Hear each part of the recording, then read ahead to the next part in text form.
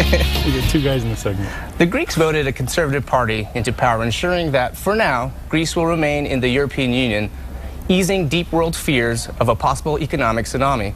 So why does that matter? What happens across the world matter to us in New Mexico? Financial advisor Tom Crow has the answer. Good morning. Good morning. Well, Greece and Spain making headlines. Explain the situation to us. Where do we stand right now? Well, as you know, you said, Greece elected by a very narrow margin the Conservative Party. And I think the rally started this morning in Europe and lasted all of about 50 minutes before it turned around. I think people immediately looked off Greece, looked at Spain. Spain's yield on their debt jumped up to where I think Italy and Ireland had been a while ago. That's a little bit of a warning sign for folks. And Greece elected by, like I said, a thin majority means there's no real clear control there. Definitive. Right. There is going to be, they're just seeing more gridlock. So I think they were looking for that to be the answer. And it's looking like there's going to be still a lot of contention, a lot of debate over which direction they actually go. Well, how does an economic implosion in Europe affect us here? Well, the biggest problem is it's just exactly the wrong way to go in terms of how the U.S. and most of Europe and several other countries are going about trying to grow their way out of this thing. And that's by, printing more money, maybe raising taxes, borrowing more, spending more. The only way you get out of that is by growing. Right. And this economic implosion scenario that you're talking about is anti-growth. It's the wrong direction, and all it does is just make everything worse. Okay. Well, what countries are in favor of abandoning the euro, and what does that mean for us in the States? I don't know that any are in favor. I think there are factions in several countries that would like to be out. There's a lot of nationalism, strong national sentiment. I mean, the Mediterraneans, the Greeks, the Italians, they're passionate people, and they have a lot of pride in their culture, and I think a lot of them probably never wanted to join the euro to begin with. I think getting out at this point, given that it's a pretty formidable union at this point. Sure. It's a big economy all unto itself, with each player being a pretty small part.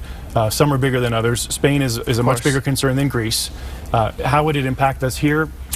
In terms of somebody pulling out, if some of our banks are involved in some of their debt, and for example, I think I saw if Greece pulled out, they'd be looking at about a 50% cut in their economy. If they switch from the euro back to the drachma, I think they'd see probably 2 to 1 right away, where all of a sudden your $50 is worth 25. Now, you mentioned our banks dropping out. Well, do you foresee the United States getting involved in the bailout? It depends on how severe the situation gets. I think we already have to some extent. I think the Fed has some discretion over where they loan money, and I believe, at least according to the audit, that they have loaned money to banks overseas already. Well, in addition to Europe, China, Brazil, and India are also reporting economic slowdowns. Is this impacting the price of oil? It's going to, and I think it already has started to with some of the speculation. If we're looking at a global slowdown, you're going to see decreased demand. You're just going to see fewer people spending money, fewer people driving, less people using the gasoline, and that's going to force the prices lower. Tom, where do markets stand today? I think they opened up a little soft this morning here. Like I said, they opened up in Europe great and then immediately turned around.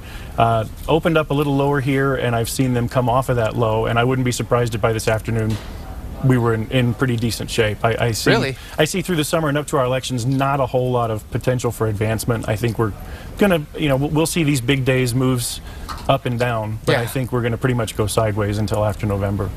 Well, general elections are a few months away. How will they affect the global markets? Well, I'm going to go back to talking about the right way versus the wrong way. And if the way we get out of this is growth, I just want to encourage everybody to be real careful about who you're listening to in terms of who you're going to vote for.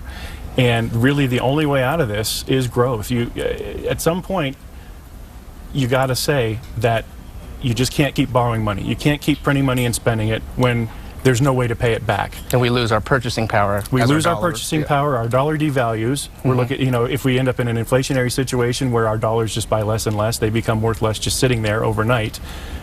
You've got to get to a growth scenario, and if you're talking about creating jobs in the public sector just by raising taxes, by borrowing more money, spending it, creating temporary jobs, that's not growth. It's got to be private sector growth, because otherwise you're just taking money out of one pocket and putting it in the other. Right. What's your opinion on starting new business? Is that Is this a good time to do that, or? If you have cash, this is a great time to do just about anything. I mean, it's a good time to be looking at real estate. It's a good time to be, especially for office space. Employees are abundant. I mean, you can find folks to work for you because there's a lot of people looking for work. Now, you say if you use cash, if you have, provided that you have the cash, should you use your own cash, or what's your opinion on borrowing from banks? Well, rates are really low right now. Okay. If you have, you know, the backing and the idea that you think you're going to be able to support it, it's kind of just a microcosm of the big situation. You know, if we're looking at growth in the future, then we can borrow all the money we want because we're going to grow our way out of this. If you think you're going to be a success, and you've got some, you know, you've got some indication that you're offering a product or a service that's going to mean you're reasonably successful, there's no reason not to. I mean, you really, and you're going to take a risk on yourself. You're going to be a little bit proud of what you're doing, I think, and you're also going to have the incentive to maybe work a little bit harder to make it work. All right. Well, Tom, please tell our viewers how they can contact you for more information. Here in Albuquerque, 243-2281. Check out our website,